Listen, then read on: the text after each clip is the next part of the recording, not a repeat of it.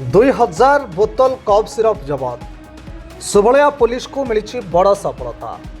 XUV गाड़ी सह प्राय 10 लाख टंकार कफ सिरप जबत। रेड़ाखोल पटू आसुवा बेले सुभलिया थाना अंतर्गत दुर्दुरा निकट में सन्देह अटक रखी जांच करथिला पुलिस। जांच समय महिंद्रा एक्सयूवी 700 गाड़ी 13 पेटी कफ सिरप थिबा पुलिस जानिथिला। प्राय 2000 बोतल कफ सिरप गाड़ी में थिबा बेले यार बजार मूल्य प्राय 10 लाख टंका हेबो बोली पुलिस पक्षर सूचना मिली। तेबे गाड़ी छाड़ी ड्राइवर फेरार होइथिबा बेले एस्कॉर्ट देउथबा दुई जन को अटक रखी अधिक तदंत करुछि पुलिस। सुवर्णपुर रामहरि सेठी रिपोर्ट, कोणार्क न्यूज 24।